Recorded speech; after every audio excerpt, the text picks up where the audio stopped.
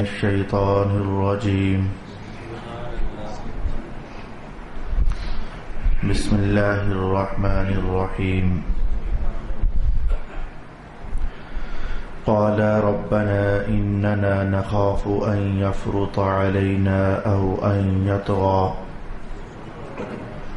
قال لا تخافا إنني معكما أسمع وأرى فأتياه فقولا إنا رسول ربك فأرسل معنا بني إسرائيل ولا تعذبهم قد جئناك بآية من ربك والسلام على من اتبع الهدى إنا قد أوحي إلينا أن العذاب على من كذب وتولى قال فمن ربكما يا موسى قال ربنا الذي أعطى كل شيء خلقه ثم هدى قال فما بال القرون الأولى قال علمها عند ربي في كتاب لا يضل ربي ولا ينسى الذي جعل لكم الأرض مهدا وسلك لكم فيها سبلا وأنزل من السماء ماء فأخرجنا به أزواجا من نبات شتى كلوا وارعوا أنعامكم إن في ذلك لآيات لأولي النهى صدق الله مولانا العظيم الصلاة والسلام عليك يا سيدي يا رسول الله الصلاة والسلام عليك يا سيدي يا حبيب الله الصلاة والسلام عليك يا سيدي يا شفيع المذنبين وعلى آلك وأصحابك يا سيدي يا رحمة للعالمين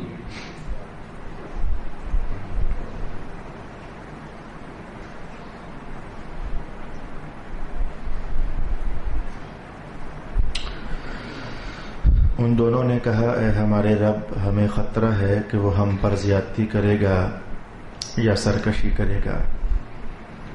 فرمایا تم دونوں مت ڈرو، بے شک میں تم دونوں کے ساتھ ہوں، میں سن رہا ہوں اور دیکھ رہا ہوں۔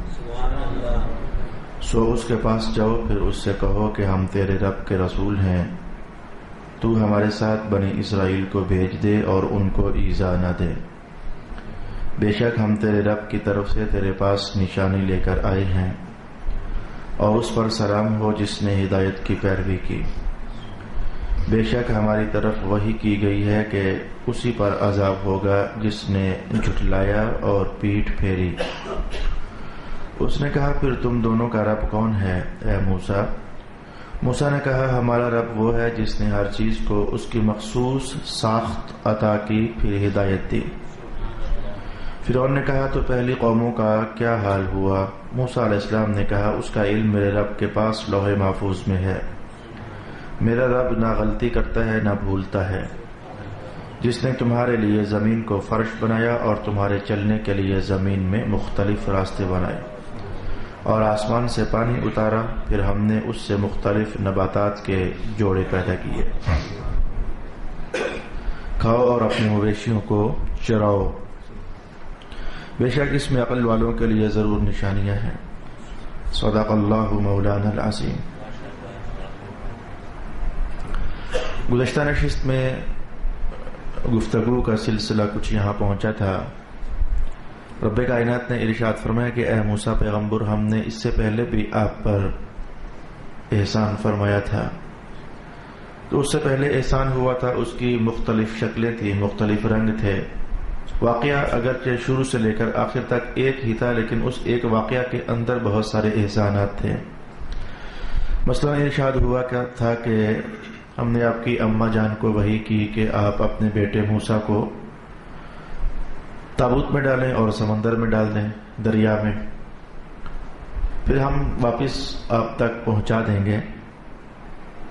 تو پھر دشمن نے آپ کو پکڑ لیا، پھر آپ دشمن کے گھر میں رہے، پلتے رہے، پرورش پاتے رہے، پھر ہم نے آپ کے دشمنوں کے دلوں میں محبت ڈال دی آپ کی، وہ آپ کو کچھ نہ کہتے، تو پھر آخرکار ہم نے آپ کو آپ کی والدہ کے پاس واپس بھجوا دیا، ان کی آنکھیں ٹھنڈی ہو گئیں، اور بھی اس کے ساتھ بہت سارے فتنے تھے، آزمائشیں تھیں جو ہم نے آپ پر ڈالی تھیں۔ جب یہ سارا کچھ ہو چکا تو پھر رب کائنات نے فرمایا کہ اب ایسا ہے کہ آپ دونوں بھائی جائیے، نبوت آپ کے پاس بھی ہے، نبوت ہارون کے پاس بھی ہے، آپ دونوں نبی، دونوں پیغمبر فرعون کے پاس جائیے اور جا کر اسے سمجھائیے، اللہ کا پیغام دیجئے اللہ ایک ہے، اور وہ جو بول رہا ہے کہ انی انا اللہ، میں خود اللہ ہوں، وہ جو یہ بول رہا ہے وہ اس کفر سے باز آ جائے اور اپنی سرکشی سے اپنا ہاتھ کھینچ لے اور چپ کر کے ہمارا بندہ بن کر رہے، جائیں آپ جا کر ان کو سمجھائیں اور ان کو ڈرائیں۔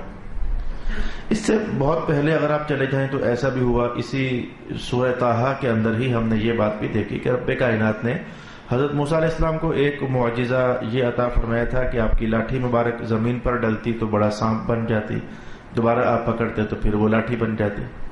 ایک معجزہ یہ بھی آپ کو عطا ہوا تھا کہ آپ اپنا ہاتھ بغل میں دباتے اور جب نکالتے تو وہ اللہ کے نور سے چمک رہا ہوتا، دوبارہ پھر اسے جب آپ اپنی بغل میں دباتے اپنی اصلی پوزیشن پر واپس آ جاتا۔ یہ ساری باتیں ہو چکے۔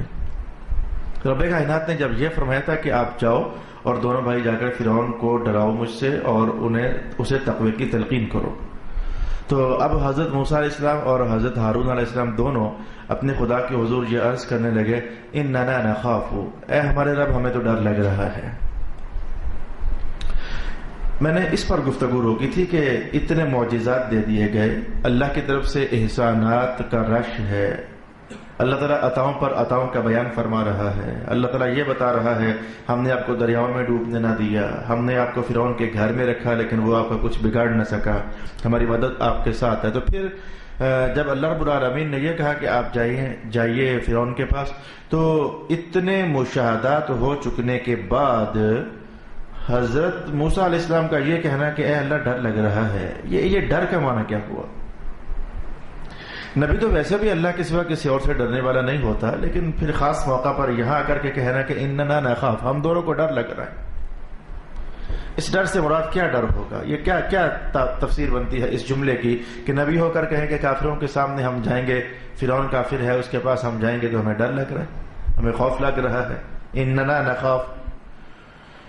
اس پر ائمہ تفسیر نے دو طریقے سے گفتگو فرمائی۔ گفتگو کی پہلی جہت آپ کو میں ایک زمانہ پہلے بتا چکا ہوں، میں اس کا ہلکا سا اشارہ کرتا ہوں۔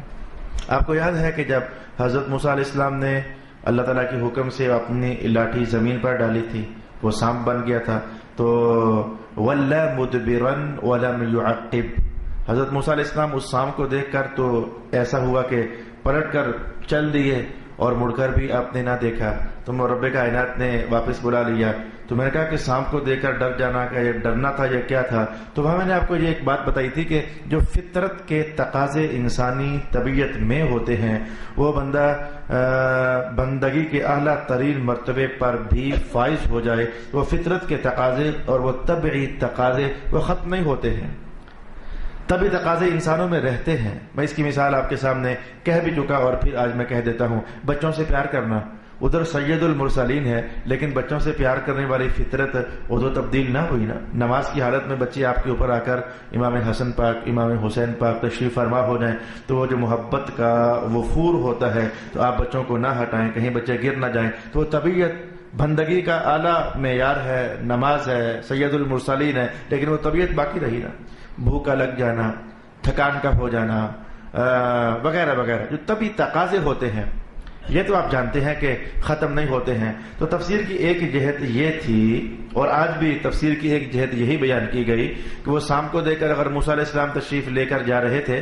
تو یہ تھا کہ اس سانپ کی وجہ سے وہ ماحول میں ایک وحشت سی اور خوف سا طاری ہو رہا تھا۔ تو انسان کی طبیعت ہے کہ وہ وحشت زدہ ماحول اور خوف زدہ ماحول سے ذرا دور ہی جانا چاہتا ہے، تو وہ طبیعت کے تقاضے کے مطابق آپ تشریف لے گئے۔ تو آج بھی ایک قول یہی کیا گیا کہ موسیٰ علیہ السلام فرما رہے کہ اے میرے اللہ تعالیٰ، فرعون کے پاس جاؤں گا، وہ دشمن ہے، ایک تو وہ دشمن ہے، دوسرا وہ کہہ رہے میں رب ہوں، اور تیسری بات یہ ہے کہ میرے ہاتھوں ان کا ایک بندہ بھی تو مارا گیا تھا۔ اب اگر میں اور ہارون جاتے ہیں انہی لوگوں کو تبلیغ کرنے کے لیے تو کہیں ایسا نہ ہو کہ وہ ہمارے خلاف لڑائی جھگڑا شرارت فتنہ اور ایسا ویسا کچھ شروع کر دے۔ وہ اس کے بندے تو تبھی سے مجھے تلاش کر رہے تھے، فرعون کے بندے، تبھی سے تلاش کر رہے تھے کہ موسیٰ کہاں گیا ہے، اس نے ہمارا ایک بندہ مار دیا ہے۔ تو اے میرے اللہ، ہم تبلیغ کرنے کے لیے جا رہے ہیں، لیکن جو دشمن ہے سخت ترین، اس کے پاس جا رہے ہیں، تو ایک طبیعت کا تقاضا سا ہے کہ وہ کیا کرے گا ہمارے ساتھ۔ تو مولا کچھ ایسا سا محسوس ہو رہا ہے کہ وہ ہمارے ساتھ کیا کرے گا، کچھ ایسا سا محسوس ہو رہا ہے۔ ایک قول یہ کیا گیا، لیکن آج طبیعت اتنی خوش ہے، اور جو تفسیر کا پہلو نمبر 2 ہے، طبیعت اتنی خوش ہے، اور میں کہوں گا ایمان اتنا باغ باغ ہو رہا ہے، اور میں کن الفاظ میں آپ کے سامنے وہ بیان دوں جو کہ اس جملے کی صحیح ترین تفسیر کے حوالے سے علامہ اسماعیل حقی نے نقل فرما دیا۔ میرے استاد گرامی فرمایا کرتے تھے تو سچ ہی فرمایا کرتے تھے، اور بہت سارے ائمہ کی بات فرمایا کرتے تھے تو سچ ہی فرمایا کرتے تھے کہ یہ جو علامہ اسماعیل حقی ہے، اس نے جو اپنی تفسیر قلم بند کی ہے روح البیان، تو یہ صرف تفسیر نہیں ہے بلکہ یہ محبت اور ادب کا ایک عظیم شاہکار بھی ہے۔ فرمایا کرتے تھے تو سچ فرمایا کرتے تھے۔ اب یہ مقام بڑا نازک مقام ہے، جیسے کہ میں نے جب سوال اٹھایا تو ایک دم سے ہر دل میں خیال تو آ رہا ہوگا، یار نبی تو ہوتے ہی اس کام کے لیے ہیں کہ کافروں کے پاس جائیں، انہیں سمجھائیں، اللہ کا پیغام دیں، اور غلط باتوں سے ان کو ذرا جھٹلائیں اور انہیں ہلائیں ذرا، نبی تو ہوتے ہی اس کام کے لیے ہیں۔ تو موسیٰ علیہ السلام کا یہ کہنا کیا معنی رکھتا ہے کہ مولا ڈر لگ رہا ہے، تو نے ہمیں فرمایا کہ فرعون کے پاس جاؤ، تو ہمیں ڈر لگ رہا ہے۔ یہ جملہ ایک دم سے سن کر کے تو انسانی طبیعت میں ایک عجب سا معنی، ایک عجب سا مفہوم پیدا ہوتا ہے۔ وہ جو مفہوم پیدا ہوتا ہے ذہن میں، اس کے بارے میں دل کرتا ہے کیسے جھٹلا دیا جائے کہ نبی اور ڈر جائیں تبلیغ کرنے سے۔ یار یہ کیسا سا معنی پیدا ہو رہا ہے ذہن میں، تو کچھ ایسا سا جو پیدا ہوتا ہے ایک دم سے، اس مقام کو کیا شستگی سے حل کر دیا علامہ اسماعیل حقی نے۔ آئیں ہم سب ذرا لذت مند ہونا چاہیں گے، سبحان اللہ، آئیں ہم سب ذرا لذت مند ہونا چاہیں گے۔ علامہ اسماعیل حقی کہتے ہیں بالکل ٹھیک ہے، موسیٰ علیہ السلام فرما رہے ہیں کہ مجھے ڈر لگ رہا ہے، لیکن وہ ڈر لگ کیا رہا ہے؟ آگے الفاظ سنیں، ان یفرط علینا او ان یطغى، ان دونوں کا ترجمہ سن لیجئے۔ مولا ہمیں ڈر لگ رہا ہے، ہمیں خطرہ ہے کہ وہ ہم پر زیادتی کرے گا۔ یہاں تک تو بات وہی جو ابھی تک ہمارا سوال ابھر رہا ہے، وہ ہم پر زیادتی کرے گا، ہمارے خلاف سرکشی کرے گا، ابھی تک بات وہی ہے۔ ساتھ جملہ نمبر 2 بولا او ان یطغى، بولا خطرہ ہے کہ فرعون طغیانی کرے گا، سرکشی کرے گا۔ 2 جملے بولے، ان دونوں جملوں پر بحث میں تھوڑی دیر کی بات کروں گا۔ پہلے ذرا علامہ اسماعیل حقی کا وہ محبت برا بیان تو سن لیں۔ وہ بیان یہ تھا، اللہ اکبر، الصلاۃ والسلام علیک یا سیدی یا رسول اللہ وعلی آلک واصحابک یا سیدی یا حبیب اللہ۔ میں نے درود و سلام اس لیے پڑھ لیا کہ مجھے بدر کا وہ موقع یاد آ گیا ہے، مجھے بدر کا وہ موقع یاد آ گیا۔ علامہ اسماعیل حقی نے جو تفسیر بیان کی ہے، اس سے ملتے جلتے جملے رسول پاک علیہ الصلوۃ والسلام نے بدر کے موقع پر ارشاد فرمائے تھے۔ صبح مارکا گرم ہونا تھا، سویرے جنگ ہونی تھی، تو آج رات رسول پاک صلی اللہ علیہ وآلہ وسلم ایسا ہے کہ بازو اٹھا کر ہاتھ مبارک اٹھا کر دعا کر رہے ہیں، اور ہاتھ اتنے اٹھ جاتے ہیں کہ کندھے پر جو چادر مبارک ہے وہ سر کر کے تو نیچے ہو جاتی ہے۔ ابو بکر صدیق وہ چادر پھر اٹھا کر حضور کے کندھوں پر ڈال دیتے ہیں، حضور پھر ہاتھ اٹھا دیتے ہیں۔ اے اللہ، جملہ سننا، اے اللہ اگر یہ مٹھی بھر نہ رہے تو پھر تیرا نام کون لے گا؟ اے اللہ اگر یہ مٹھی بھر مسلمان نہ رہے پھر تجھے یاد کون کرے گا؟ یعنی وہ محبت کے انداز میں حضور یہ جملے فرما رہے تھے۔ مجھے لگتا ہے کہ میری مدد ہو گئی، لگتا ہے کہ تفسیر کو سمجھانے میں میری مدد ہو جائے گی۔ حضور رحمت عالم کل بدر کا میدان ہے، خون گرنے ہیں، لو گرنے ہیں، ہڈیاں ٹوٹنی ہیں اور گوشت کٹنے ہیں، لیکن حضور رحمت عالم گوشت کے کٹنے کی طرف نہیں توجہ۔ مولا پھر تیرا نام کون لے گا؟ مولا پھر تیرا نام کون لے گا؟ اگر ان کو تو نے اپنے پاس بلا لیا، اگر یہ شہید ہو گئے تو میرے رب پھر تیرا نام کون لے گا؟ محسوس ہوا کہ ایک نبی کی نظر کہاں پہنچی ہوتی ہے، اور اگر یہ نہ رہے پھر تیرا نام کون لے گا؟ سننا، مجھے میری مدد ہو گئی۔ موسیٰ علیہ السلام نے کہا، اے میرے رب، ہم جا رہے ہیں فرعون کے پاس، دشمن بھی ہے، ہم نے ان کا ایک بندہ بھی مارا ہوا ہے، اور وہ تو اس کے کارندے ہمارے پیچھے بھی لگے ہوئے ہیں، وہ خدائی کا دعویٰ بھی کیے ہوئے ہیں۔ ہم جا کر جب کہیں گے کہ تو خدا نہیں ہے، اسے اور غصہ بھی آنا ہے، تو مولا اب خطرہ یہ ہے کہ وہ سرکشی کرے گا۔ تو اے موسیٰ پیارے، کیا آپ کو یہ خطرہ ہے کہ سرکشی کرے گا تو پھر آپ کی جان کو خطرہ؟ کہا نہیں مولا، یہ بات نہیں ہے۔ اگر اس نے کچھ ایسا ویسا کر دیا کہ میں تیرے پاس آ گیا، اگر اس نے کچھ ایسا ویسا کر دیا اور میں تیرے پاس آ گیا، میں نہ رہا، میری زندگی تو نے اگر واپس لے لی، اگر اس نے کچھ ایسی شرارت کر دی، تو مولا میں یہ سوچتا ہوں کہ وہ جو تو نے میری ذمہ داری لگائی ہے کہ اس کو جا کر سمجھا، تو سمجھائے گا کون پھر؟ اے مولا، پھر میں یہ کہتا ہوں کہ اس کو جا کر سمجھا، تو پھر سمجھائے گا کون؟ میں رہوں گا تو سمجھاؤں گا نا. کچھ ایسا اشارہ کیا علامہ اسماعیل حقی نے. میں کہتا ہوں کہ ادھر سے حدیث اللہ پاک نے ذہن میں ڈال دی اور ادھر سے علامہ اسماعیل حقی کو آج کہنے کو دل کرتا ہے تیری تربت پر ہزاروں رحمتیں نازل ہو جائیں. تو نے اس جملے کا اور اس نازک موڑ پر کتنا خوبصورت معنی کر دیا. مولا مجھے میری پرواہ نہیں ہے, میں تو ہوں ہی تیرے لیے. مولا مجھے میری پرواہ نہیں ہے, بات یہ ہے کہ اگر میں نہ رہا تو پھر وہ پیغام کون دے گا کر کے, اور وہ اس کو سمجھائے گا کون جا کر کے. ارشاد گرامی ہوا ان یفرطا علینا, اور ساتھ جملہ نمبر 2 بول دیا او ان یطغى. انتہائی تحمل کے ساتھ جاننے والی بات ہے. مولا مجھے ایک خطرہ تو یہ ہے کہ یہ سرکشی کرے گا علینا, ہم پر. جملہ نمبر 2 یہ ہے یطغى, یطغى سرکشی کرے گا, طغیانی کرے گا. یفرطا زیادتی کرے گا, علینا ہم پر, یطغى سرکشی کرے گا. آگے یہ نہیں کہا کہ ہم پر, علینا ہم پر, یہ نہیں کہا. الفاظ میں پھر غور کیجئے, الفاظ میں ذہن جمے گا, پھر ہم تفسیر کا پہلو نمبر 2 جان پائیں گے. چلے میں انداز بدلتا ہوں, انداز بدل کر کہتا ہوں کہ موسیٰ علیہ السلام کا یہ 2 آپشن دعا کے اندر سامنے کرنا. مولا ہم فرعون کے پاس جا رہے ہیں تو یا وہ یہ کر دے گا یا وہ یہ کر دے گا, کیا کیا سنیں, یا وہ یہ کر دے گا یا وہ یہ کر دے گا, کیا کیا کہا. تو یا تو ہم پر زیادتی کرے گا یا سرکشی کرے گا. کیا یہ 2 باتیں ہیں؟ ہم اس کو سوال بنا کر سیکھتے ہیں. کیا یہ 2 باتیں ہیں؟ وہ ہم پر زیادتی کرے گا یا سرکشی کرے گا. زیادتی بھی تو سرکشی ہی ہے. فرعون جو پنگے بازی کرے گا, میں آج کی ماحول کا لفظ بول دوں, میں اس کو یوں کہتا ہوں کہ موسیٰ علیہ السلام فرما رہے تھے کہ اے مولا اس کے بعد ہم جائیں گے تو وہ زیادتی کرے گا یا سرکشی کرے گا. ہم اپنے ماحول میں کیا لیتے ہیں کہ فرعون پنگے بازیاں کرنے والا بندہ تھا, تو سرکشی بھی تو پنگا بازی ہی ہے. زیادتی کرنا بھی فرعون کا زیادتی کرنا یہ بھی تو پنگا بازی ہی ہے. بات تو ایک ہی ہے.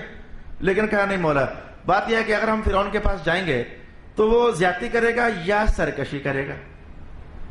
آپ نے درمیان میں یا کہا اور نہ کہا زیادتی کرے گا اور سرکشی کرے گا, کہا نہیں زیادتی کرے گا یا سرکشی کرے گا. اس عقدے کو کون حل کرے گا؟ یہ 2 باتیں ہیں یا ایک بات ہے؟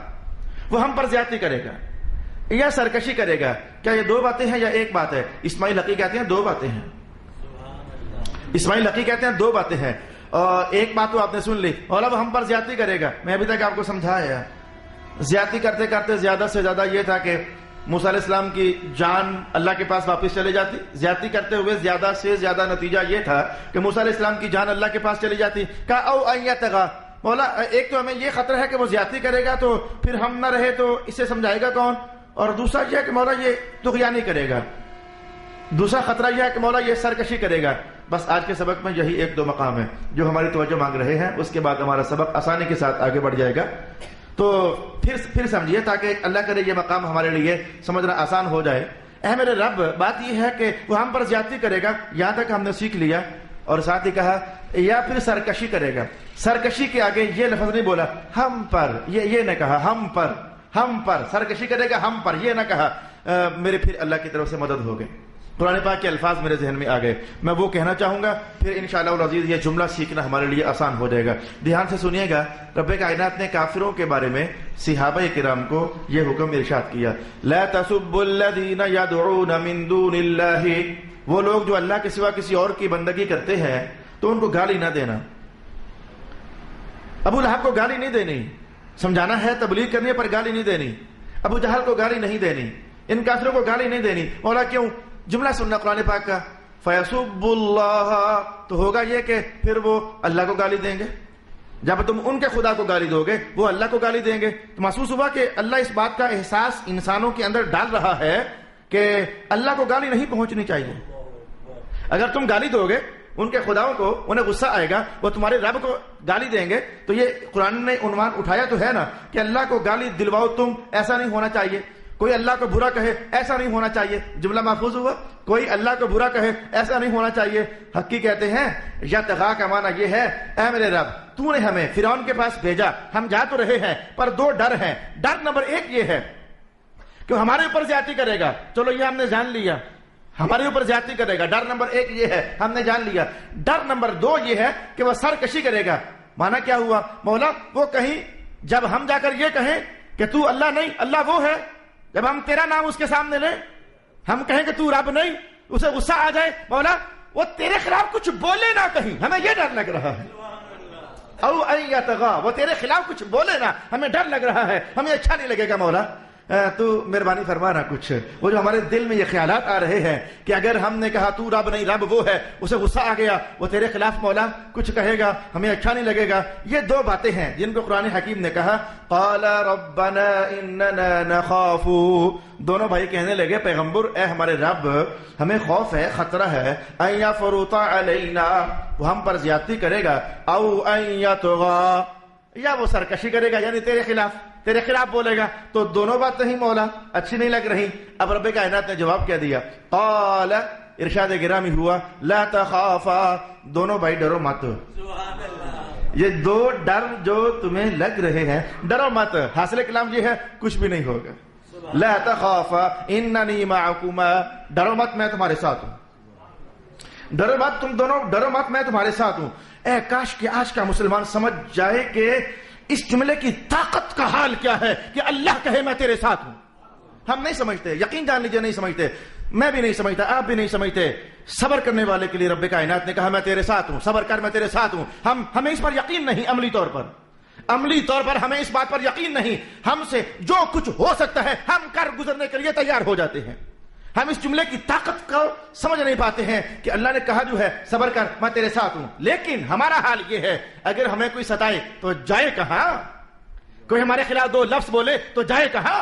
اینٹ کا جواب پتھر سے، ایک گالی دو گے 2 کھاؤ گے، ایک تقریر میرے خلاف کرو گے 10 میں تمہارے خلاف کروں گا. انسانوں کا ماحول آج یہ بن گیا. لیکن میں آج اللہ سے دعا کرتا ہوں اے میرے رب تو اپنے نبیوں کو اتنے خطرناک ماحول میں بھیج کر یہ فرما رہا ہے انی معکما، میں تمہارے ساتھ ہوں. اس جملے کی قوت کا احساس ہمیں عطا فرما دے اے میرے اللہ، اس جملے کی قوت کا احساس ہمیں عطا فرما دے. اللہ اکبر. رب کائنات نے ادھر بھی تو فرمایا تھا نا، رسول اللہ علیہ السلام نے ادھر، میں کہتا ہوں اس جملے کی قوت کا احساس محسوس کیجئے. رسول اللہ ہجرت کر رہے ہیں، غار ثور میں تشریف فرما ہو گئے ہیں، کافر پیچھا کرتے کرتے پہنچ گئے ہیں اور غار کے قریب دھانے پر کھڑے ہو گئے ہیں اور غار کے بالکل اندر رسول اللہ ہیں، غار کے بالکل اندر ابو بکر ہیں. تو ایسے میں حضرت ابو بکر کو بھی ذرا خطرہ لگا تھا، اور خطرہ حضور کی محبت کا تھا کہ اگر کافروں نے دیکھ لیا تو میرے آقا کو کچھ ہو نہ جائے، وہ خطرہ لگا تھا. تب رسول اللہ نے جملہ کیا بولا تھا؟ لا تحزن ان اللہ معنا، لا تحزن ان اللہ معنا. ابو بکر غم نہ کھا، اللہ ہمارے ساتھ ہے. یہ کوئی خطرناک ترین قوت ہے لیکن ہمیں اس کا احساس نہیں ہے. یہ کوئی انتہائی، میں کیا لفظ بولوں کہ اللہ کسی کے ساتھ ہو جائے تو پھر اس بندے کا معاملہ کیا ہوتا ہے، میرے پاس الفاظ نہیں ہے. یہ معاملہ احساس کا ہے، یہ معاملہ ایمانیاتی ہے کہ رب کائنات کے میں تمہارے ساتھ ہوں. اچھا فرمایا کہ اننی معکما. میں تاریخ کا ایک ورق بتاؤں. تلوار لگی، جسم کٹ گیا، لہو گر گیا، گردن اڑ کر وہ جا پہنچی، لشکر کٹ گیا، کنبا کٹ گیا. وعدہ تھا صبر کرنا حسین تیرے ساتھ ہوں، وعدہ تھا صبر کرنا حسین تیرے ساتھ ہوں.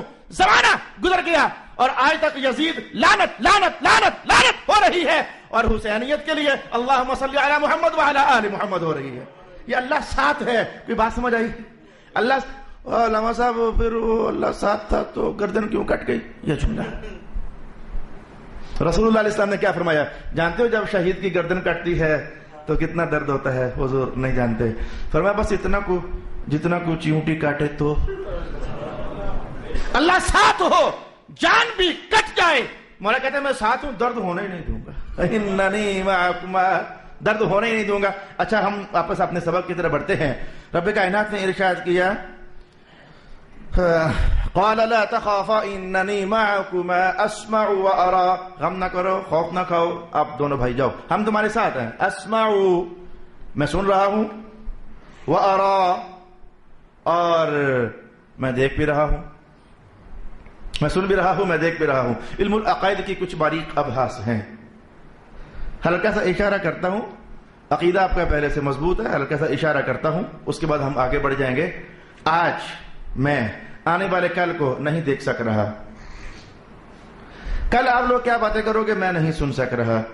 مجھ میں اتنی ہمت نہیں، مجھ میں اتنی طاقت نہیں. آپ کا حال بھی یہ ہے. کل میں جمعے پر کیا بولوں گا آپ نہیں سن سک رہے. کل میں جمعے کے ٹائم کون سا لباس پہن کر آؤں گا آپ نہیں دیکھ سک رہے. جب کل واقعہ ہوگا تو آپ دیکھ بھی سکو گے، کل آپ سن بھی سکو گے. لیکن اللہ کی شان یہ ہے کہ کہ وہ آج اس وقت آج آنے والے لاکھوں سال بعد جو کچھ ہونے والا ہے اللہ اسے دیکھ رہا ہوتا ہے، اور جو باتیں لوگوں نے کرنی ہے اللہ اسے جان رہا ہوتا ہے، اللہ اسے سن رہا ہوتا ہے۔ اللہ سے نہ گزشتہ کل چھپا، اللہ سے نہ آنے والا کل چھپا، اللہ سے نہ ہماری پچھلی باتیں چھپی، نہ اللہ سے ہماری آنے والی باتیں چھپ سکی۔ اس کی طرف اشارہ، اننی معکما اسمع و ارا، جاؤ وہاں جا کر موسیٰ آپ جو بولو گے ہم ابھی سن رہے ہیں، وہ کیا بولو گے آپ؟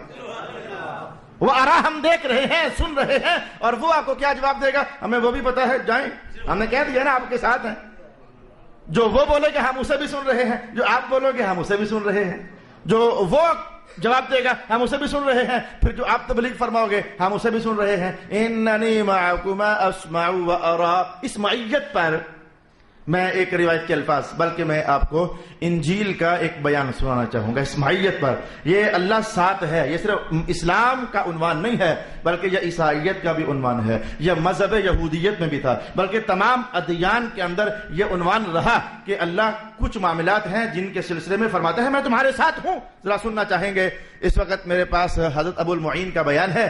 ابو المعین کہتے ہیں کہ میں نے ایک عیسائی سے کہا کہ تورات کی خوبصورت ترین آیت سناؤ۔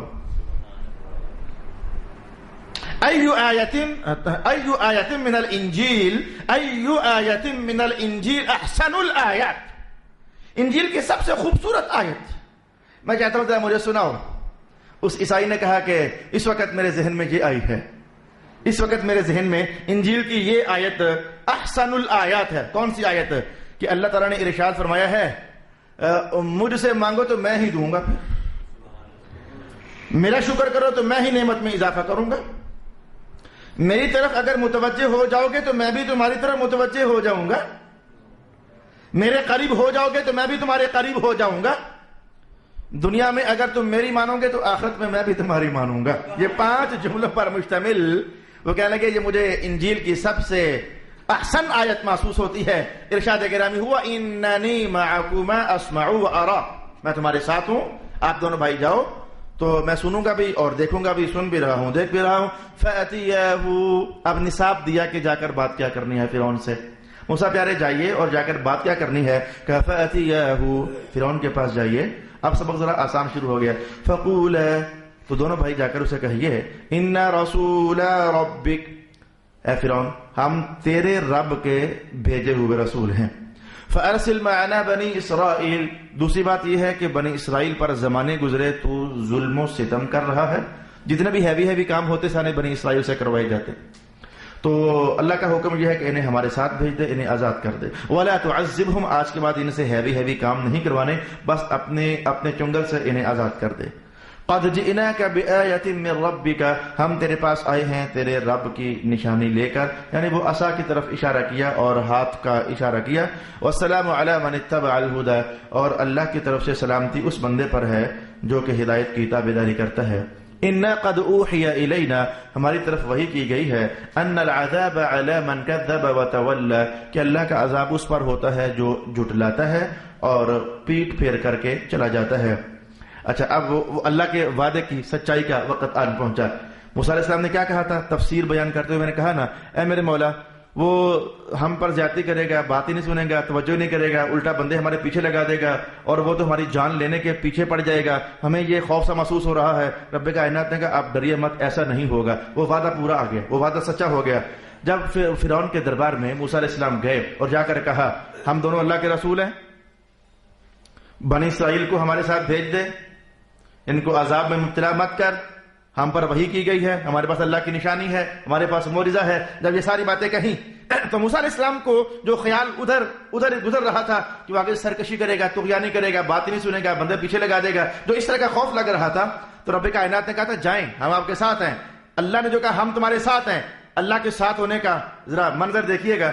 فرعون بجائے آگے سے غصے ہونے کے، بجائے آگے سے لڑنے کے، بھائی ایک دم سے ہلچل مچ گئی نا، وہ تاریخ اسے یاد تھی، کوئی بچہ ہوگا بنی اسرائیل کا، پیدا ہوگا، جوان ہوگا، میرے یہ تخت کو الٹ کر رکھ دے گا، اور ایک زمانے تک موسیٰ علیہ السلام گھر میں پلے اور ان کی صداقت، ان کی عظمت، ان کے کردار کی پختگی ساری اس نے مشاہدہ کی. اور ایک دن بندہ جب ہاتھوں سے وہ چھڑاتے چھڑاتے مر گیا، پھر مدین کی طرف تشریف لے کر جانا، واپس پلٹ کر آنا اور آتے ہی کہنا تو رب نہیں ہے، رب تو تیرا وہ ہے جو ہمارا رب ہے، رب تو نہیں، رب وہ ہے. آتا ہی اس کی ربوبیت پر، اس کی جھوٹی خدائی پر اٹیک کر دینا. تو فرعون کو غصہ تو بہت آنا چاہیے تھا. ایک تو اس بات پر اس نے ہمارا بندہ مارا ہوا ہے، دوسرا اس بات پر 10 سال یہ پتہ نہیں کہاں رہ کر آیا ہے اور آج آ گیا ہے جناب ہمیں خدائی سمجھانے کے لیے. اور تیسرا اس بات پر ہے ہم رب نہیں ہیں.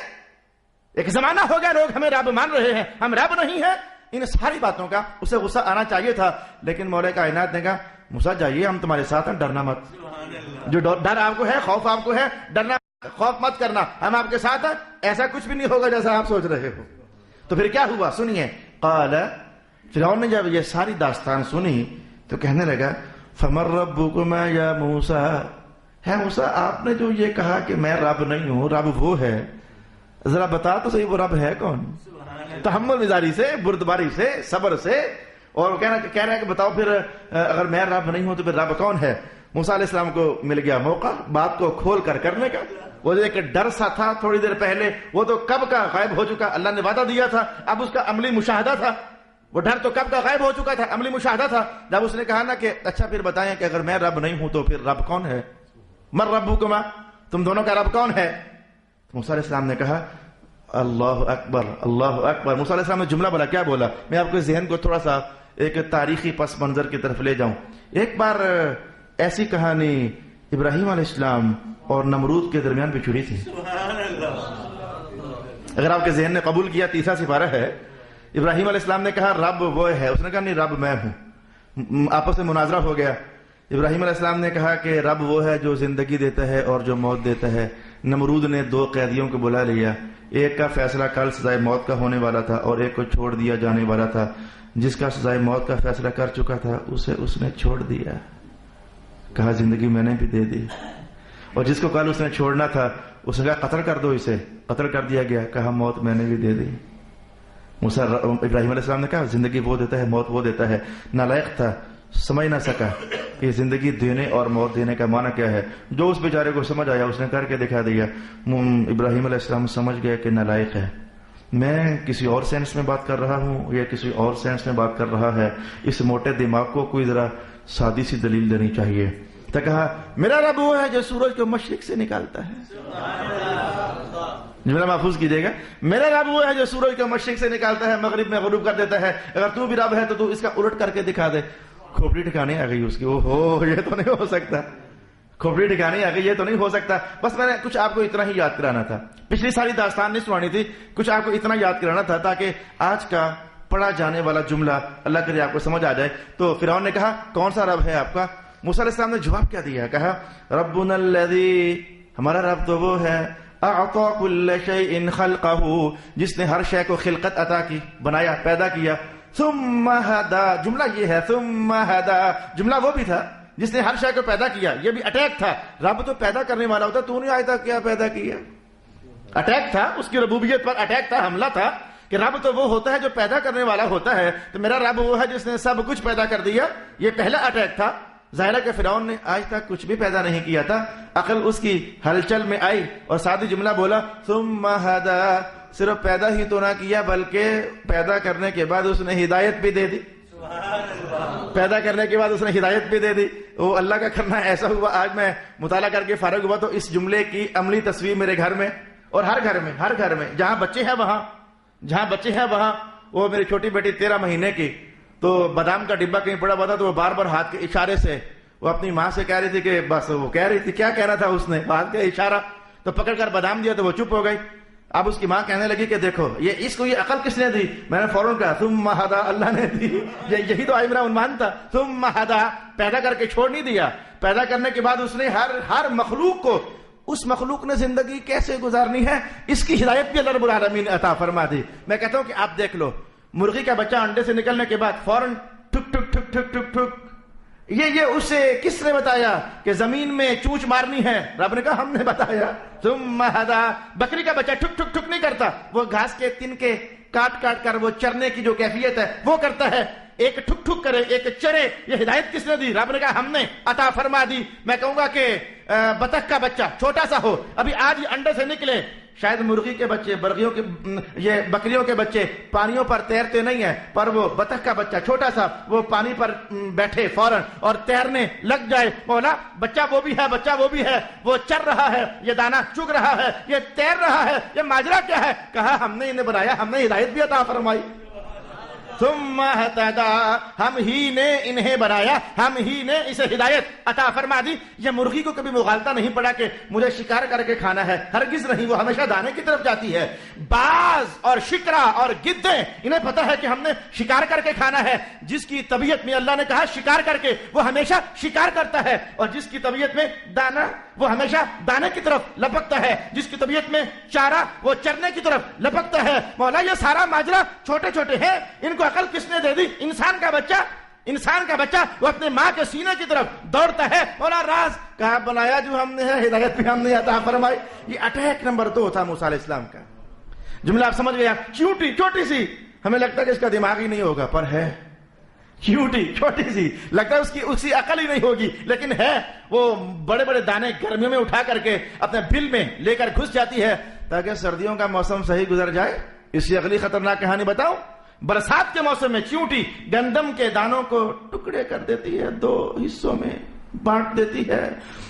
علماء حیوانات نے ارشاد کیا کہ گندم کا ثابت دانہ اگتا ہے، ٹوٹا ہوا نہیں۔ برسات کے موسم میں پانی جب بلوں کے اندر گھس جائے، چیونٹی کو عقل ہے اگر یہ دانہ سلامت رہا تو اگ جائے گا، میرے کام کا نہیں رہے گا۔ اس نے دانے کو توڑ دیا۔ مولا یہ کس نے توڑوایا؟ کہا ہم نے توڑوایا۔ ثم ہدیٰ، ہم نے توڑوایا۔ مکھی وہ بھی ہے، مکھی وہ بھی ہے، مکھی وہ بھی ہے، مکھی وہ بھی ہے، لیکن وہ ہمیشہ گند پر بیٹھے اور یہ ہمیشہ پھولوں پر بیٹھے، یہ ہمیشہ پھول چوسے اور یہ اچھی بری جگہ ہر جگہ جائے۔ مولا یہ وہ بھی مکھی، یہ بھی مکھی، کہا اس کو بھی علم ہم نے دیا، اسے بھی علم ہم نے دیا۔ اب آپ جملہ سمجھے، اب آپ سمجھو مولا کائنات نے یہ جو الفاظ نقل کیے، اس نے کہا تمہارا رب کون ہے؟ فمن ربکم، رب کون ہے تمہارا؟ موسیٰ علیہ السلام نے کہا وہی جس نے ایک کام تو یہ کیا، سب کو بنایا، اور دوسرا کام پھر یہ کیا کہ ہر ایک کو بنانے کے بعد ہدا، پھر اس کو اس کی زندگی گزارنے کی ہدایت عطا فرما دی۔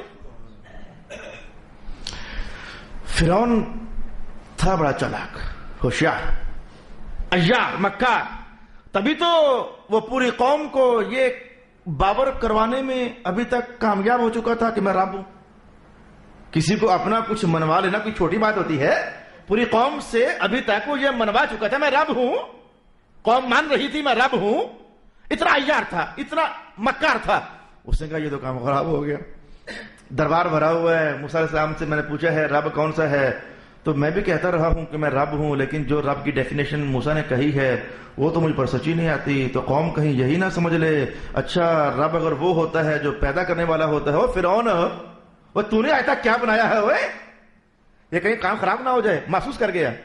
اچھا رب تو وہ ہوتا ہے جو پیدا کرنے کے بعد پھر زندگی کے راستوں کی ہدایت بھی دیتا ہے، زندگی کیسے گزارنی ہے۔ تو قوم میں سے اگر کسی نے پوچھ لیا، اگر ان کے دل میں کوئی خیال آ ہی گیا، وہ فرعون تو نے آج تک کوئی شے پیدا نہیں کی، تو نے آج تک کسی کو ہدایت نہیں دیا، زندگی کیسے گزارے، تو رب کیسے ہوا ہے؟ رب تو واقعی یہ ہوتا ہوا ہے۔ اگر کسی کے دل میں خیال آ ہی گیا، اس نے یہ عنوان، یہ چیپٹر ادھر ہی کلوز کر دیا۔ ذہنوں کو، دربار میں جو لوگ تھے ان کے ذہنوں کو ذرا ادھر ادھر کرنے کے لیے ٹاپک چینج کر دیا اور کہنے لگا فما بال القرون الاولى، فرعون کہنے لگا فما بال القرون الاولى، اچھا وہ پہلی قوموں کا کیا حال ہے؟ عنوان بدل دیا، اس پر بحث آگے نہ بڑھائی۔ بھانڈا پھوٹنے والا تھا، راز کھلنے والا تھا، اور فرعون لوگوں کے سامنے خدائی کے جھوٹے دعوے میں ننگا ہو جانے والا تھا۔ ٹاپک بدلنا چاہا، کہا فما بال القرون الاولى۔ آج میں آپ کو ایک لطیفہ سناتا ہوں، لطیفہ آپ کو سناتا ہوں کہ بعض اوقات دانائی کیا ہوتی ہے، بعض اوقات دانائی کیا ہوتی ہے۔ لطیفہ آپ کو پتہ ہے، میں شروع کروں گا تو آپ جان جاؤ گے۔ پنجابی اور پٹھان اکٹھے بیٹھ کر کھانا کھا رہے تھے، یاد؟ تو پٹھان نے کہیں پوچھا تیرا باپ کیسے مرا، تو اس نے لمبی چوڑی ساری کہانیاں سنا ڈالیں۔ تو پھر وہ کھانا پٹھان صاحب ہڑپ کر گئے۔ وہ اگلے دن پھر کھانے پر بیٹھے تو پنجابی نے پوچھا اچھا تیرا باپ کیسے مرا؟ کہا ایک دم سے مر گیا، بس بیمار ہوا مر گیا، کوئی لمبی چوڑی کہانی نہیں۔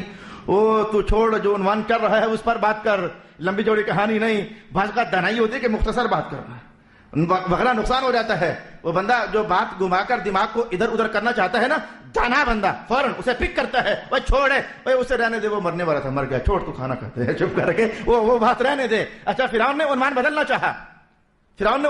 چاہا، موسیٰ علیہ السلام نے کہا رب تو ایسا ہوتا ہے، رب تو ایسا ہوتا ہے، رب تو ایسا ہوتا ہے. اس نے کہا وہ پہلو کا کیا حال ہے، توجہ لے جاؤں، موسیٰ کی بھی ادھر، باقی سب کی ادھر. آگے جو کھڑا تھا وہ اللہ کا نبی تھا، کوئی عام بندہ تھوڑا تھا، اللہ کا نبی تھا. موسیٰ علیہ السلام بھانپ گئے، یہ عیاری کر رہا ہے، یہ شطاری کر رہا ہے، شاطر ہے نا، یہ شطاری کر رہا ہے. آپ نے کتنا سونا جواب دیا، کہا علمها عند ربی، میرے اللہ کو پتا ہوگا، تو ادھر گل کر. علمها عند ربی، وہ چھوڑ رہے ان کا پہلو کا کیا ہوا وہ میرے اللہ کو پتا ہے. آج میں جس کام سے آیا تو ادھر بات کرنا. قال علمها عند ربی، وہ جو تم نے پہلی قوموں کی کہانی پوچھی ہے وہ علم میرے رب کے پاس ہے. لا يضل ربی ولا ينسى، جو میرا رب ہے نہ وہ بھولتا ہے اور نہ ہی وہ غلطی کرتا ہے، سارا پتا اسے پہلی قوموں کا کیا کرنا ہے، انہوں نے کیا کہا تھا، کیا کیا تھا، رزلٹ کیا ہے، نتیجہ کیا، وہ میرے رب کو سارا پتا ہے. الذي جعل لكم الارض، پلٹ کر آنا، جو میں بات کر رہا ہوں اسے غور کے ساتھ سن. تو نے پوچھا کہ رب کون ہے، پہلے وہ عنوان کمپلیٹ کرتے ہیں. تو نے کہا رب کون سا ہے، تو رب وہ ہوتا ہے جو ہر شے کو پیدا کرتا ہے. رب وہ ہوتا ہے پیدا کرنے کے بعد ہر شے کو اس کی زندگی گزارنے کا سلیقہ بتاتا ہے. ثم ہدا، ہدا کا معنی ہر ایک کو اس کی زندگی گزارنے کا سلیقہ بتانا، رب وہ ہوتا ہے. تو اس نے درمیان میں چھیڑ خانی کی، پہلو کا کیا ہوا، کہا رہنے دے، انہیں میرے اللہ کو پتا ہے، تو ادھر آنا. اچھا کدھر آؤں، الذی جعل، رب تو وہ ہوتا ہے، عنوان پھر وہیں سے شروع کیا، الذی جعل لکم الارض مہدا، رب تو وہ ہے جس نے زمین کو تمہارے لیے آغوش بنا دیا، جس نے زمین کو تمہارے لیے آغوش بنا دیا. وَسَلَكَ لَكُمْ فِيهَا سُبُلًا، میں ایک نالائق آدمی ہوں، مجھے راستے بھول جاتے ہیں، میں آپ کو سچ بتاؤں، مجھے راستے بھول جاتے ہیں. نئی جگہ جاؤں تو بڑی پریشانی ہوتی ہے. میں کہتا ہوں اچھا درس قرآن دینے آ جاؤں گا، پر بندہ وہاں کھڑا کر دینا تو پھر وہاں سے وہ میرے ساتھ آگے آ جائے گا. میں ایک دن درس قرآن سے واپس آتے ہوئے سوچ رہا تھا، اے میرے اللہ تعالیٰ، اگر یہ راستے نہ ہوتے تو ہم نے جہاں پہنچنا تھا پہنچتے کیسے؟ یہ جو تم نے راستے بنائے ہیں یہ بھی بڑی کمال شے ہے. اگر ہم اپنے گھر جانا چاہیں، کوئی راستہ ہی نہ ہوتا تو جاتے کہاں؟ اگر ہمارے گھر کو جانے کا کوئی راستہ ہی نہ ہوتا، میں وارڈ نمبر 19 میں رہتا تھا تو میرے گھر کو جانے کا ایک ہی راستہ تھا. اگر کہیں راستے میں بریکیج ہو گئی، ٹریفک جام، تو بس وہ وبال ہمیں بھگتنا ہی پڑتا تھا. وہ راستہ جو ایک تھا، اگر راستہ ہوتا ہی نہ تو پھر تو کام، یہ کتنے پلاٹس ہوتے ہیں وہ ڈی ویلیو ہو جاتے ہیں.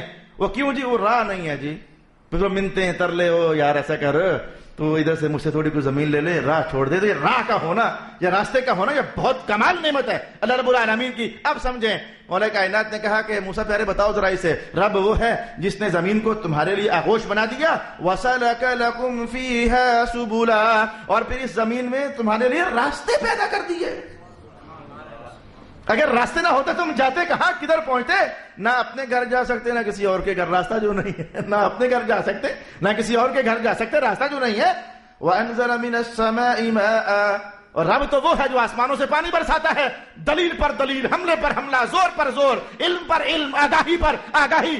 فرعون کی شکست پر شکست، موسیٰ علیہ السلام کی کامیابی پر کامیابی. رب وہ ہے جو بناتا ہے، رب وہ ہے جو زندگی گزارنے کا سلیقہ بتاتا ہے، رب وہ ہے جس نے زمین کو آغوش بنا دیا، رب وہ ہے جس نے زمین میں راستے بنا دیے، رب وہ ہے جس نے آسمان سے پانی بنا دیا، پانی اتار دیا. انداز محسوس کرنا، رب وہ ہے، رب وہ ہے، رب وہ ہے. موسیٰ علیہ السلام بول رہے ہیں، اچانک کلام بدلا اور کہا فَأَخْرَجْنَا بِهِ، ہم نے اس پانی سے پھل نکال دیے، ہم نے اس پانی سے پھل نکال دیے، ہر شے کا جوڑا جوڑا بنا دیا.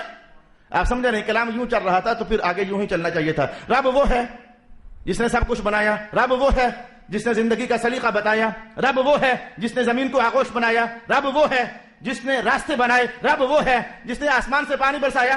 کلام یوں ہی آگے بڑھنا چاہیے تھا، رب وہ ہے جس نے ان پانیوں سے رزق بنا دیا. کلام یوں ہی آگے بڑھنا چاہیے تھا. لیکن ایسا ہوا کہ پہلے 5 جملوں میں موسیٰ علیہ السلام نے، بڑی لطیف کہانی ہے، پہلے 5 جملوں میں موسیٰ علیہ السلام نے کہا رب وہ ہے، رب وہ ہے، رب وہ ہے، رب وہ ہے. تو آگے 6 جملے میں اچانک مولا کائنات نے جیسے خود ارشاد فرما دیا، موسیٰ علیہ السلام کہہ رہے تھے اس نے پانی برسایا، تو ساتھ ہی جیسے اللہ فرما رہا تھا تو پھر ہم ہی نے اس پانی سے ہر شے کا جوڑا جوڑا بنا دیا. انداز بدل گیا. بات یوں چل رہی تھی رب وہ ہے، رب وہ ہے، رب وہ ہے، اچانک آ گیا تو پھر ہم نے ہر شے بنا دی، پانی سے پھل نکال دیے، ہر شے کا جوڑا جوڑا نکال دیا. میں کیسے بتاؤں کہ یہ عنوان کیا ہے؟ پہلے عنوان سمجھے کہ تو اس کی لطافت میں ہم جائیں گے. پہلے عنوان تو سمجھے. اور میں جو چلیں کئی بار ایسا ہوتا ہے کہ اب یہ التفات کا مسئلہ ہے، یہ مسئلہ التفات کا مسئلہ، اسے فن بلاغت میں کہتے ہیں التفات. غائب سے بات ایک دم متکلم کی طرف لے آنی، متکلم سے بات ایک دم مخاطب کی طرف لے جانی. یہ جو متکلم، مخاطب اور غائب، یہ جو اس طرح کی بات، اسے کہتے ہیں التفات کرنا. اور التفات کسی عظیم مقصد کے اشارے کے لیے ہوتی ہے. یہ سارے جملے اس ماحول کے ہیں نہیں، میری مجبوری تھی میں نے بول دیے. کم از کم اہل علم ان جملوں سے لذت مند ہو سکتے ہیں. فن بلاغت میں یہ چیز ہے. قرآن پاک میں ہے کہ نہیں ہے؟ تو آپ کے سامنے رکھی نا میں نے. قرآن پاک میں ہے نا، رب وہ ہے، رب وہ ہے، رب وہ ہے، رب وہ ہے. تو آگے جا کر کہا پھر ہم نے ایسا کر دیا. حالانکہ اگلا جملہ یوں ہونا چاہیے تھا کہ پھر اللہ ہی نے پانی سے ہر شے کا جوڑا جوڑا بنا دیا. ایسا نہیں کہ پھر ہم نے پانی سے ہر شے کا جوڑا جوڑا بنا دیا، ہر شے کا رزق نکال دیا. اسے کہتے ہیں التفات. اور التفات کسی عظیم مقصد کا اشارہ کرنے والی شے ہے فن بلاغت میں. اچھا وہ اب آپ کے کام کی چیز اب آئی، آپ کے کام کی چیز اب آئی. غائب سے رب وہ ہے، وہ ہے، وہ ہے، تو ایک دم کہنا پھر ہم. غیب سے معاملہ ایک دم سے تکلم کی طرف، اپنی ذات کی طرف لے آنا. مولا کائنات جیسے یہ ارشاد فرما رہا تھا موسیٰ جتنی دلیلیں تو نے میرے ہونے پر دے دی ہیں نا، اگر اس نلائق کو عقل ہوتی نا تو یہ اب تک توجہ میری طرف کر چکا ہوتا، پھر ہم خود اس سے بات کرتے. فَأَخْرَجْنَا، یہ پھر ہماری طرف متوجہ ہو چکا ہوتا. جتنی دلیلیں آپ نے دے دی ہیں نا، اگر یہ انسان ہوتا، وہ ہم ڈانٹتے کہتے انسان کا پتر ہوتا، وہ ہم ڈانٹتے ہیں حالانکہ پتر انسان ہی کا ہوتا ہے. تو ہم ڈانٹتے ہیں نا کبھی کسی کو، انسان کا بچہ ہوتا نا تو اب تک اس کی توجہ ہماری طرف آ چکی ہوتی. رب تو وہ ہوتا ہے جس کی یہ شان، رب تو وہ ہوتا ہے جس کی یہ شان. 5 دلیلیں آپ نے دی ہیں، یہ توجہ کرتا ہماری طرف، پھر ہم اس پر، اس کی توجہ کرنے کے بعد ہم اس پر پھر متوجہ ہو جاتے، اس کا سینہ کھل جاتا. فَأَخْرَجْنَا، چھٹا جملہ، بڑی دلیلیں ہو گئی ہیں، اب تک اسے ہماری طرف متوجہ ہو جانا چاہیے تھا. کُلُوا وَارْعَوْا أَنْعَامَكُمْ، تو پھر اللہ نے پانیوں سے یہ سارا کچھ بنا دیا. تو پھر اس اللہ نے کہا کہ جاؤ تم بھی کھاؤ تو اپنے ڈنگروں کو بھی کھلاؤ. اس نے اتنا بنا دیا کہ خود بھی کھاؤ اور اپنے ڈنگروں کو بھی کھلاؤ. کُلُوا وَارْعَوْا أَنْعَامَكُمْ إِنَّ فِي ذَلِكَ لَآيَاتٍ لِأُولِي النُّهَىٰ. وہی بات جو میں نے تھوڑی دیر پہلے کہی، ویسے بڑا عیار ہے، مکار ہے، شاطر ہے، لیکن دیکھو ادھر اس کا دماغ نہیں آتا، ادھر اس کا دماغ نہیں آتا. میں ایک جملہ بولوں گا تھوڑی دیر کے بعد، اگر آپ ناراض نہ ہو جاؤ تو. میں جملہ بولوں گا تھوڑی دیر کے بعد، اگر آپ ناراض نہ ہو جاؤ تو. میں نے آپ کو سمجھایا نہیں ابھی تک، شیطان وہ جو فرعون تھا بڑا سمجھدار ذہین، تبھی تو اپنے آپ کو خدا منوا چکا تھا. وہ بندہ اپنا کسی کو منوانا چاہے بڑی ہمت چاہیے ہوتی ہے. اپنے آپ کو خدا منوا چکا تھا، لیکن اللہ کو نہ سمجھا، اللہ کو نہ جان سکا. مولا کائنات نے کہا یہ جو موسیٰ آپ نے باتیں کہی ہیں یہ تو عقل والوں کے لیے. ان فی ذلک لآیات لأولی النہیٰ، یہ جو باتیں آپ نے کہی ہیں یہ تو عقل والوں کے لیے ہیں. آپ کا دماغ کھٹکا نہیں کہ یہ کیا بات، وہ تو بڑا عقل والا تھا، وہ تو بڑا ذہین تھا، مکار تھا، عیار تھا، شاطر تھا، قوم کے سامنے اپنی خدائی منوا چکا تھا، اتنا دماغ اس کا کام کرتا تھا، عقل والا تو تھا. لیکن مولا کائنات نے کہا موسیٰ پیارے جو کچھ آپ کہہ رہے ہو نا یہ تو عقل والوں کے لیے ہے. ان فی ذلک لآیات لأولی النہیٰ. میرے بھائی ہمارے ماحول میں بھی کچھ ایسا ہے، محفوظ کرنا اور محسوس کرنا. ہماری جتنی عقلیں ہیں روپیہ کمانے پر ہیں، ساری عقلیں جھوٹ بولنے پر ہیں، ساری عقلیں عیاریاں کرنے پر ہیں، ساری عقلیں فراڈ کرنے پر ہیں، ہماری ساری عقلیں ایک دوسرے کے خلاف بولنے پر ہیں، ہماری ساری عقلیں ایک دوسرے کو ڈیگریڈ کرنے پر ہیں. قرآن کہتا ہے عقل یہ نہیں ہے، عقل یہ ہے جس رب نے بنایا اسے پہچان جانا. ان فی ذلک لآیات لأولی النہیٰ. جو اتنا عیار ہوگا، جو میں نے ابھی آپ کے سامنے بولا، چیٹر، فراڈی، جھوٹ، مکاریاں، عیاریاں، اسے گرا دو، اسے مار دو، ایسا کر دو، وہ ایسا کر گیا، جو ایسا ہوگا اسے خدا کی پہچان بڑی کم ہوتی ہے. جو خدا کی پہچان رکھنے والا شخص ہوتا ہے اسے نہ آئیں سے غرض، نہ دائیں سے، نہ بائیں سے، وہ تو مست ہوتا ہے اپنے خدا کی محبت میں. وہ تو متوجہ ہوتا ہے. مولا صوفیاء نے کیا کہا؟ جو دم غافل سو دم کافر. یہ کسی دانشور کا قول نہیں، وہ جو دنیا کا دانشور ہوتا ہے، یا کسی اللہ کے نور سے دھلے ہوئے انسان کا قول ہے، یا اس نے کہا کہ ہم تو وہ ہیں کہ جو اپنے اللہ سے اگر ایک لحظہ کے لیے بھی غافل ہو جائیں تو لگتا ہے ہمارا تو سائے ٹوٹ جائے گا، ہم تو مر ہی جائیں گے، ہم تو دیوانے ہو جائیں گے، پاگل ہو جائیں گے، بلکہ کافر ہو جائیں گے. ارشاد گرامی ہوا ان فی ذلک لآیات لأولی النہی. بے شک یہ اس میں جو کچھ آپ نے بول دیا ہے موسیٰ پیارے، نشانیاں ہماری، اس میں عقل والوں کے لیے ضرور نشانیاں ہیں. اگلی آیت سے ایک دلچسپ ترین عنوان شروع ہو رہا ہے. ترجمہ سن لیتے ہیں. ویسے منہا خلقناکم وفیہا نعیدکم ومنہا نخرجکم تارۃ اخری. اسی مٹی سے ہم نے تمہیں بنایا، اسی میں لے جائیں گے اور اسی میں سے نکالیں گے. یہ عنوان کا چلاؤ دیکھیں، دلچسپ ہوا نا. اسی مٹی سے ہم نے تمہیں بنایا، نکالا، اسی میں تمہیں لے جائیں گے اور دوبارہ پھر اسی سے نکال دیں گے. یہ جملہ کافی ساری توجہ کے لائق ہے. اس پر ہمیں بہت کچھ سیکھنا ہے.